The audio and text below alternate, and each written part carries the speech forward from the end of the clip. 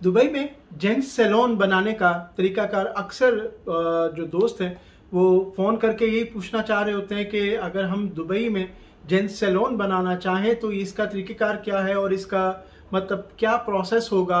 अगर हम दो पार्टनर हैं या हम अकेले हैं तो इसके लिए हमारे पास क्या क्या ऑप्शन अवेलेबल हैं और हमें किस प्रोसीजर के साथ आगे बढ़ना चाहिए।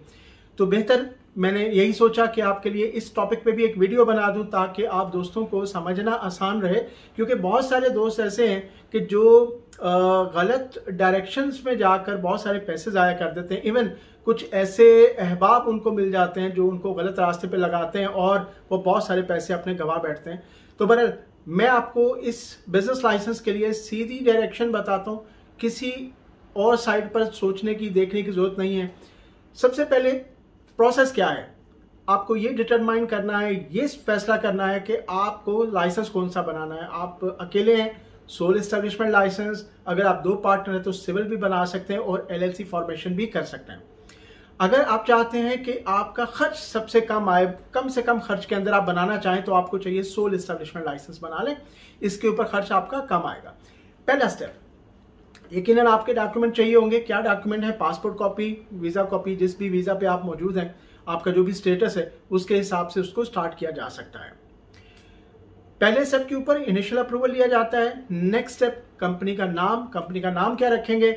यकीनन जब भी आप कोई भी अरबिक नाम रखेंगे तो उस पर खर्च कम आता है। आप मान के चलिए 620, आजकल के रूल्स के मुताबिक 620 आ रहा है, और जबकि उसके बाद लाइफ टाइम वो नाम फ्री है।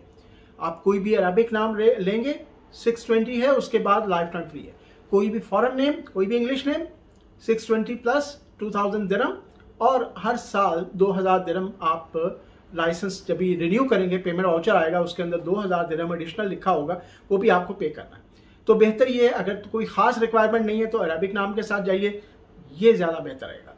अगले स्टेप के ऊपर आपको एग्रीमेंट बनाना है, वो आजकल इकोनॉमिक में भी बन जाता है। अगर तो आप सिविल बना रहे हैं या सोल बना रहे हैं तो दोनों का जो एग्रीमेंट है वो दुबई इकोनॉमिक डिपार्टमेंट में ही बन जाता है, आपको कोर्ट जाने की जरूरत नहीं होती।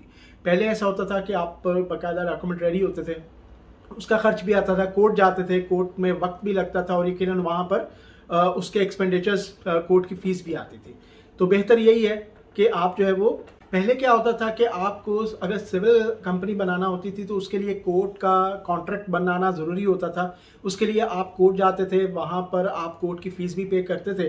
लेकिन अब वो प्रोसीजर क्योंकि बदल चुका है, अब आपको कोर्ट जाने की ज़रूरत नहीं होती। इवन कि अब आपको फिजिकली सिग्नेचर करने जाने की भी ज़रूरत नहीं होती, आप डिजिटल सिग्नेचर के साथ भी आपके डॉक्यूमेंट रेडी हो जाते हैं। ये काफ़ी एडवांस मामला हो चुका है और ये बड़ी अच्छी बात है कि आपको फिजिकली जाने की भी ज़रूरत नहीं है, और आपको एक मैसेज आता है, उसके थ्रू आप यूएई पास के थ्रू भी आप ऑथराइज करते हैं, मतलब कंफर्म करते हैं और आपके डिजिटल सिग्नेचर हो जाते हैं। तो बहरहाल नेक्स्ट स्टेज के ऊपर आपको पेमेंट वाउचर मिलता है। यकीनन इससे पहले याद रखिए, आपको कोई ना कोई शॉप, कहीं जहां पर भी आप सैलून बनाना चाह रहे हैं वो शॉप फाइनल करना भी ज़रूरी है। शॉप लेते वक्त आप यकीनन अपना सर्वे ज़रूर कीजिए। ये नहीं है कि जहाँ पर देखा फ़ौरन आपने वो जगह ले ली जी, सस्ती मिल रही थी। याद रखिए, सस्ती मिल रही थी तो उस एरिया में कोई ना कोई ऐसा इशू भी हो सकता है आपके बिज़नेस को लेकर कि जहाँ पर शायद ये बिज़नेस उतना ना चल सके।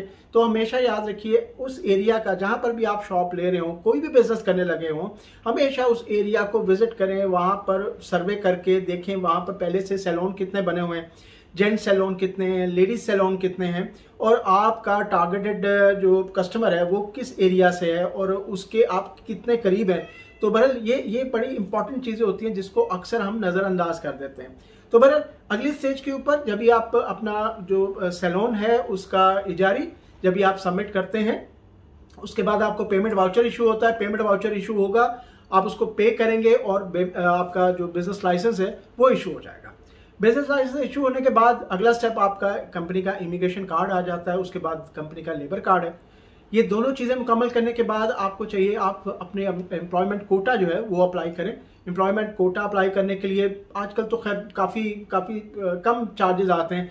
50 दिरहम आपके कोटा की खाली फीस है, कहीं पर भी कोई ज़्यादा फीस नहीं है। तो बहुत सारे लोग ऐसे भी हैं, बहुत सारे ऐसे एजेंट्स हैं जो एक्स्ट्रा चार्ज करने की कोशिश करते हैं। जो भी आपको खुद से मालूम होगा कि इसके ऊपर फीस कितनी आती है और आपको फिर यकीनन आप फैसला कर पाते हैं कि आपको किस कंसल्टेंट के साथ जाना चाहिए, किसके साथ नहीं जाना चाहिए। तो बहरहाल इस अगले स्टेप के ऊपर जब भी आपका कोटा अप्लाई करते हैं और उसके बाद कोटा अप्रूव हो जाता है, तो उसके बाद आपको जो भी लोग रखने हैं अपनी कंपनी में, जिन जिनको वीज़ा देना है, आप वो प्रोसीजर स्टार्ट कर सकते हैं। मेरा नाम है ताहिर, आप देख रहे हैं Dubai business setup expert channel. कोई भी सवाल हो आप मुझे कमेंट्स में रब्ता कर सकते हैं, डायरेक्ट कॉल कर सकते हैं, या आप मेरे पास ऑफिस में विजिट कीजिए ताकि मैं आपको मजीद इसके बारे में डिटेल बता सकूं। दुआ में याद रखिएगा। बहुत शुक्रिया।